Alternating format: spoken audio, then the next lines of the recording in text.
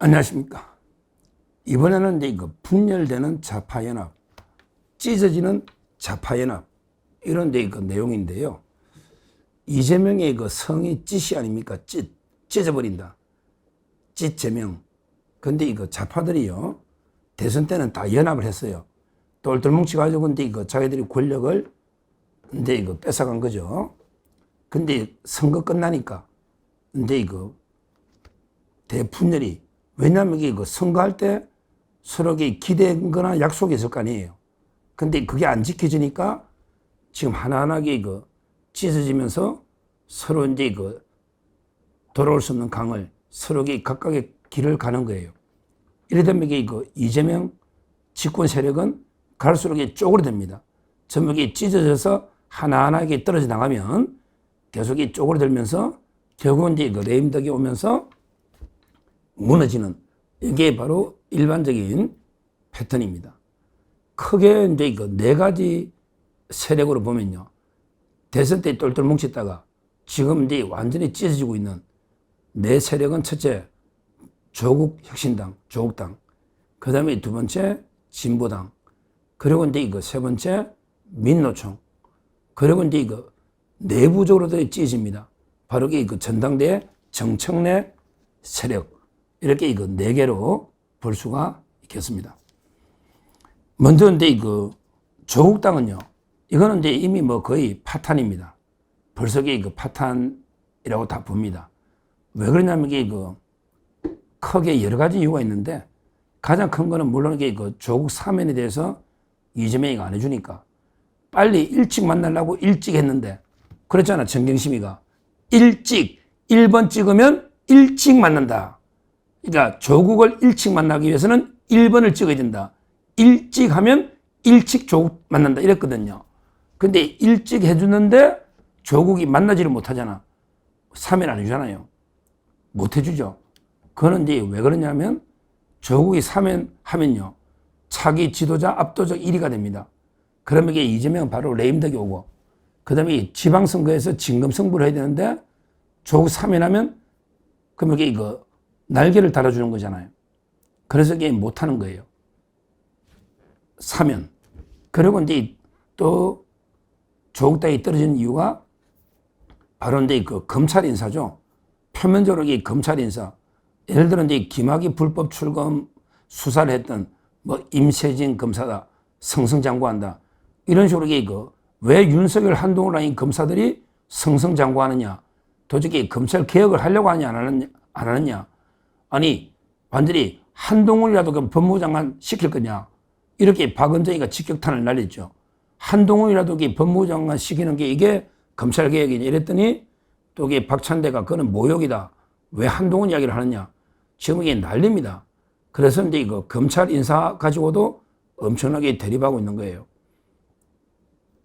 그 외에도 이제 뭐 장관 인사라든지 조국당도 나름대로 하나의 연합을 했는데, 한 명도 장관 하나 안 주면서, 근데 윤석열 정권 때 송미령 농림부 장관을 유임을 시킨다.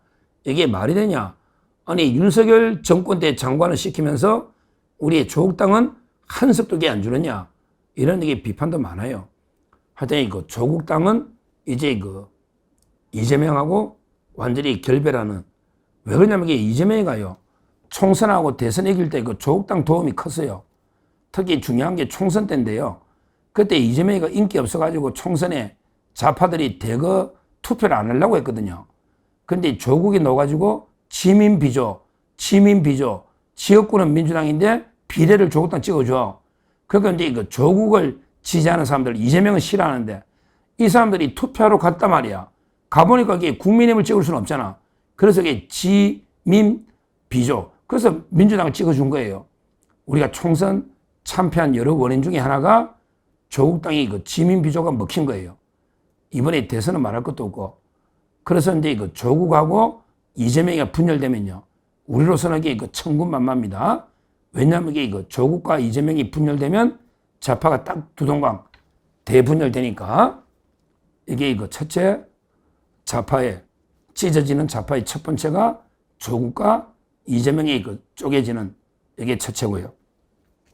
자, 그 다음에 두 번째, 진보당도 이게 찢어지고 있습니다.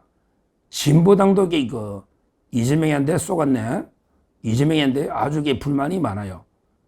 그럼 이게 진보당은 왜 불만이 많으냐? 크게 보면 진보당도 이게 인사에 대해서 불만이 많아. 예를 들어 우리도 후보 안 내고 도와주는데 장관 하나 정도는 우리한테 줄 수도 있는데 그렇잖아요. 예를 들어 민주노총 위원장도 노동부 장관 하잖아. 김영훈. 근데 우리한테는 한 자리도 안 주고 송미령 장관을 시킨다? 이런 이제 불만이 진보당도 많고요. 근데 더 큰 불만은요. 뭐냐면 이제 국가보안법이에요. 진보당은 이게 국가보안법 폐지가 지상과제거든요. 근데 이번에 1203명이 국회에서 국가보안법 폐지를 했는데 이재명이가 전혀 안 하니까 그러면 이재명 너도 완전히 우파냐? 이러면서 불만이 엄청나게 많은 겁니다. 실제 요구가 안 되니까. 그래서 진보당이 상당히 앞으로 과연 공조가 되겠는가? 그게 떨어져 나간다.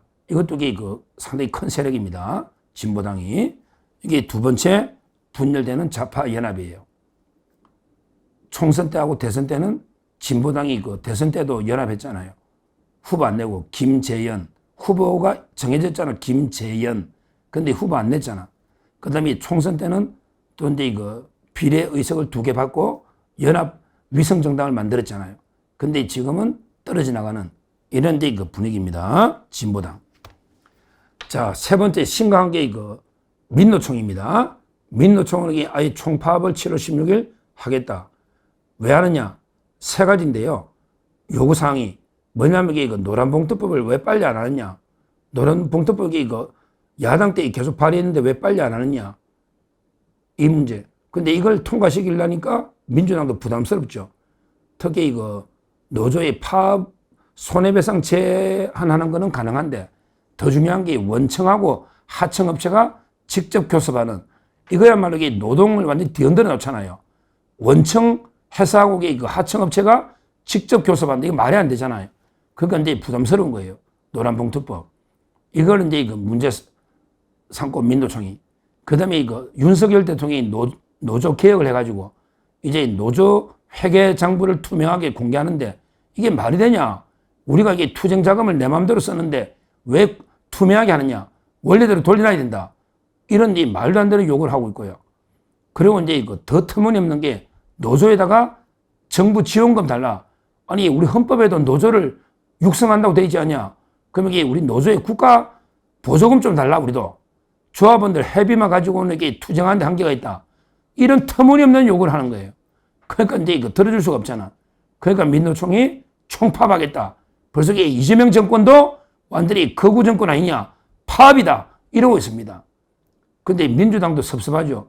왜냐하면 민노총이 김영훈 민노총 위원장 출신을 장관시켜 놨더니 벌써 파업하느냐? 서로 강대강으로 충돌하고 있는 이런 상황이다. 이게 바로 세 번째 찢어지는 좌파연합입니다. 이거는 이제 외부에서 찢어지고요. 그런데 민주당 내부에서도 찢어지는 파열음이 계속 들리고 있습니다. 바로 이제 전당대회입니다. 전당대회를 하다 보니까 상당히 벌써 찢어지는 소리가 듣기는 거예요. 그걸 왜 그러냐? 바로 이제 이재명이가 누굴 민다? 이재명이가 이제 박찬대를 밀고 있는 거예요. 그런데 좌파의 또 다른 대통령 김어준이는 이제 정청래를 밀고 있는 거예요. 이거는 누구나 인정하는 사실입니다. 그런데 김어준이가 또 행사하는데 문재인이 보고 불러서 형님 이러고 있거든요. 그러니까 이제 문재인, 김어준 이가 이제 정청래를 밀고 있고요. 그 다음에 이재명이나 일당들은 박찬대를 밀고 있는 거예요. 이 경우에 지금까지 여론조사가 7번 나왔는데 7번 여론조사 전부 정청래가 아직은 앞서고 있는데 저는 결국은 박찬대가 이긴다. 이렇게 저는 보고 있습니다. 그런데 문제는 박찬대가 이기면 그러면 이재명이 보이는 손이 개입한 거예요. 이거는 보이지 않는 손이 아닙니다. 이재명이가 노골적으로 친명 의원들 더 나아가서 뒤에서는 정진상이가 움직이고 있습니다. 정진상이가 움직이고 친명 의원들이 노골적으로 박찬대를 밀고 있으니까 이게 보이지 않는 손이 아니고 보이는 손이 노골적으로 박찬대를 밀고 있다. 그러면 이게 여론조사는 지금까지는 7번 정청래가 앞섰지만, 그러나 이게 끝내 박찬대가 이기면요, 그러면 이게 정청래는 어떻게 되냐? 제2의 정봉주가 되는 겁니다. 정봉주. 이게 무슨 말이냐? 바로 이제 직전에 민주당의 전당대회 할 때요, 이재명이가 당대표를 연임할 때, 그때 전당대회 정봉주가 나와가지고 처음에 압도적 1위를 달렸죠. 그런데 이재명이가 보이는 손으로 나서가지고 김민석이를 막 대담도 하고 이러고 김민석이를 노골적으로 밀어가지고 김민석이를 1등 만들고요. 그 다음에 정봉주는 결국 최고위원 탈락을 했습니다. 제가 이제 이야기 들어보니까 정봉주가 이재명에 대한 원망이 하늘을 찌른답니다. 제가 이게 정봉주라도 이재명이 저 인간으로 보이겠습니까? 자기가 1등 달리는데 노골적으로 김민석이를 밀고 자기를 떨어뜨리려고 탄압해가지고 결국에 정봉주가 떨어진 거예요. 그러니까 정봉주는 지금 이재명이가 원수처럼 미운 겁니다. 미운 거예요. 그럼 이번에 정청래는 어떨까요? 정청래도 자기가 7번 여론조사 압도적으로 1위 달리고 있는데 이재명이가 노골적으로 개입해가지고 박찬대를 대표로 만들면 제가 정청래라도 과연 이게 견딜 수 있을까요? 와, 내가 이게 토사구팽 당했구나. 내를 그렇게 이용하더니 내가 당했구나. 이런 이제 당연히 섭섭한 감정을 이게 가지지 않을까요? 이렇게 되면 결국 민주당도 정청래파와 박찬대파 이렇게 두 동강이 나는 겁니다. 원래 이게 권력이란 그런 거예요. 처음에는 이게 다 똘똘 뭉쳐서 권력을 이제 장악했죠. 그러고 나면 이게 무슨 파 이렇게 처음에는요, 내부부터 분열하는 거예요. 그리고 이게 외부가 또 분열하는 거예요. 모든 조직은 이게 내부가 분열되고 그 다음에 외부도 분열되는 거예요. 지금 벌써 이게 장관 인사 같은 것도 보면요, 장관 인사도 보면 이게 서로 막 투서해가지고요, 서로 낙마시키는 게 많아요. 외교 안보도 이제 자주파가 있고 동맹파가 있잖아요. 외교 안보 라인도 이게 분열돼가지고 서로 이게 물어뜯고 난리고요. 그리고 이게 인사마다 이게 투서를 누가 낼까요? 우리 우파들은 아무도 일 안 하는데, 우리 국민의힘은 죽은 당이에요. 국민의힘이 뭐 이래요? 전부 이게 좌파들 저 내부에서 저놈이 죽어야 내가 한잔 한다. 이렇게 제보하고 물어뜯고 있는 이런 상황입니다. 실제 오광수 민정수석이 낙마한 것도 그것도 이게 좌파 언론들이 떠들어가지고 오광수 민정수석이 낙마한 거 아닙니까?